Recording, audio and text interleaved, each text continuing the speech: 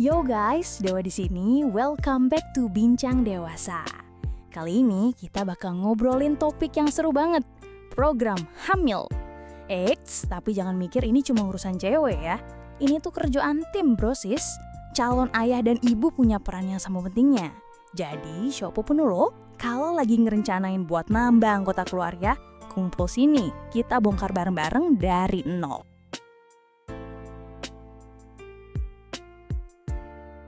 Oke, langkah paling pertama yang super bijak adalah konsultasi prakonsepsi. Anggap aja ini kayak servis motor sebelum touring jauh. Lo dan pasangan datang ke dokter. Gue ulangi ya, dua-duanya. Tujuannya buat ngecek kesehatan umum, riwayat penyakit, sampai status imunisasi. Biar pas gaspol nanti semuanya udah dalam kondisi prima dan aman. Sekarang kita ngomongin soal body goals buat kesuburan. Ternyata berat badan tuh ngaruh banget loh. Kenapa? Karena berat badan berhubungan langsung sama keseimbangan hormon yang ngatur kesuburan. Jadi penting banget buat ngejar indeks massa tubuh atau IMT yang ideal, yaitu antara 18,5 sampai 24,9. Gak terlalu kurus, gak terlalu gemuk, pas di tengah-tengah. Nih gue jelasin kenapa berat badan itu krusial. Kalau cewek terlalu gemuk, lemak berlebih bisa produksi estrogen ekstra yang bikin siklus haidnya jadi kacau. Sebaliknya, kalau terlalu kurus, badan malah nggak cukup hormon buat ovulasi. Buat cowok, obesitas bisa nurunin kualitas dan jumlah sperma. Jadi, seimbang itu kunci guys.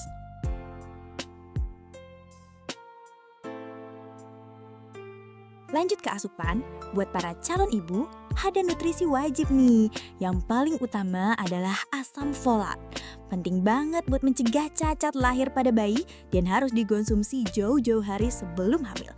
Jangan lupa juga sama zat besi buat cegah anemia yang bisa ganggu ovulasi. Banyakin makan sayuran hijau tumak dan kacang-kacangan ya.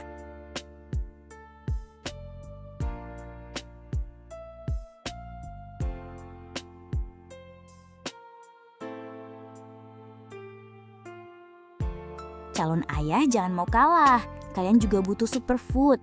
Yang paling jagoan itu seng atau zinc, penting buat produksi testosteron dan sperma. Terus ada selenium dan vitamin E sebagai antioksidan buat ngelindungi sperma dari kerusakan. Vitamin C juga bagus buat nambah jumlah dan kelincahan sperma. Jadi, jangan lupa makan sehat juga bro. Next, soal olahraga. Bergerak itu bagus banget, kayak jalan cepat, renang, atau yoga. Bisa ngelancarin sirkulasi darah ke organ reproduksi dan bantu jaga berat badan. Tapi ingat, jangan over. Olahraga yang terlalu ekstrim malah bisa bikin hormon ambil dan siklus menstruasi jadi nggak teratur buat cewek. Jadi cari balance-nya ya. Ini nih biang kerok modern, stres. Stres yang kronis bisa bikin hormon kortisol lo naik terus. Efeknya bisa nekan ovulasi pada cewek dan nurunin produksi sperma pada cowok. Proses hamil itu sendiri kadang udah bikin stres kan? Makanya penting banget cari cara buat chill. Entah itu meditasi, jalan-jalan, atau cukup tidur. Santai aja guys.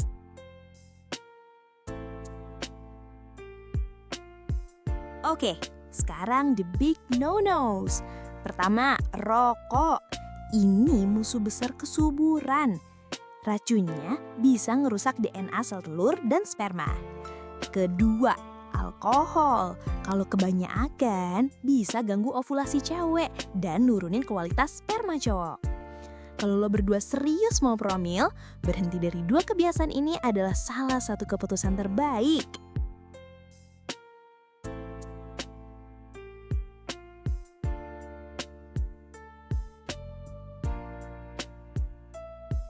Udah ngebangun fondasi kesehatan, sekarang kita ngomongin soal timing. Kunci utamanya adalah ngertiin siklus menstruasi. Ini bukan cuma soal dapet doang loh. Siklus ini punya 4 fase, menstruasi, folikuler, ovulasi, dan luteal. Ini kayak drama seri hormonal bulanan yang nyiapin badan cewek buat kehamilan. Keren kan?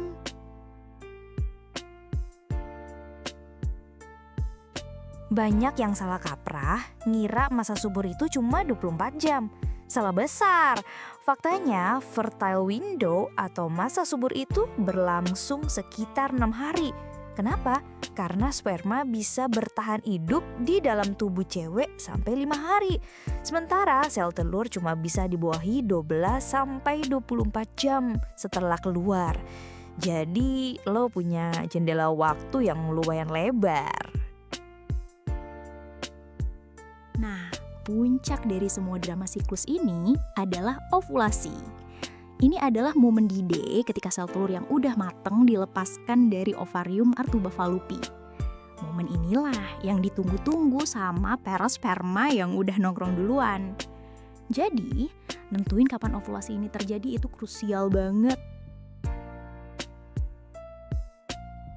Gimana cara ngelacak ovulasi? Metode paling simple, pakai kalender. Ini cocok buat cewek yang siklusnya teratur banget. Caranya, catat panjang siklus lo, terus kurangnya 14 hari. Misal, siklus lo 30 hari, ovulasi kira-kira di hari ke-16. Gampang kan? Tapi ingat, ini nggak akurat kalau siklus lo suka maju mundur cantik.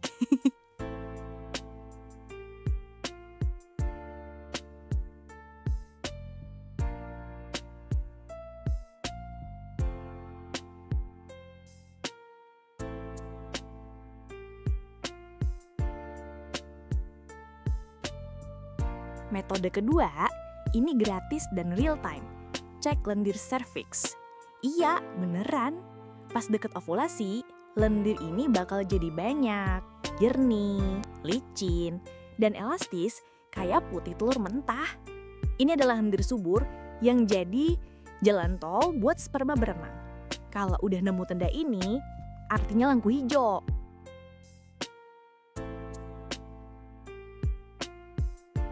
Metode ketiga, mengukur suhu basal tubuh atau SBT. Ini suhu badan pas lo lagi istirahat total. Jadi, ukur tiap pagi sebelum bangun dari kasur.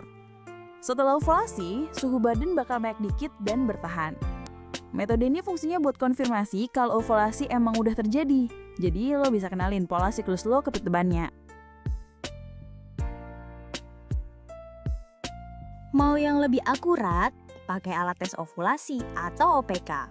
Ini kayak tes pack, tapi buat deteksi lonjakan hormon LH yang terjadi 24-36 jam sebelum ovulasi.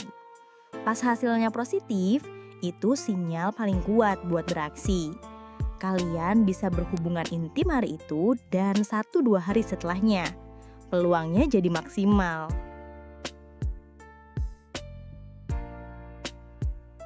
Terus, seberapa sering harus beraksi? Lupain mitos nabung sperma. Justru kualitas sperma paling bagus kalau ejakulasi teratur. Rekomendasi terbaiknya adalah berhubungan setiap 1-2 hari sekali, selama masa subur loh. Ini mastiin selalu ada pasukan sperma yang fresh dan siap tempur kapan aja sel telur datang.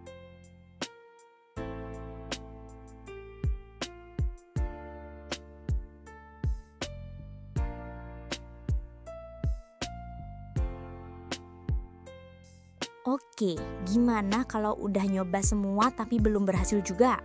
Tenang, jangan panik. Ada patokan medis kapan sebaiknya lo cari bantuan. Kalau usia cewek di bawah 35, coba dulu setahun.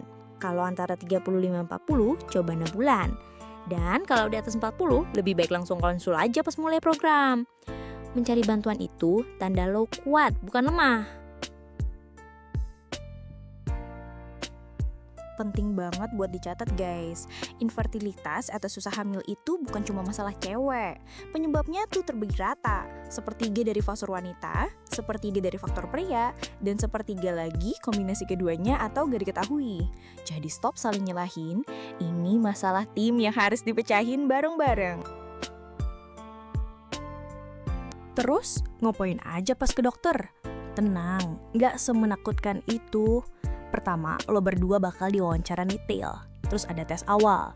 Boco, yang paling fundamental itu analisis sperma buat ngecek jumlah dan kualitasnya.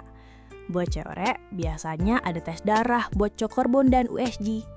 Ini semua buat dapat peta lengkap kondisi kesuburan kalian.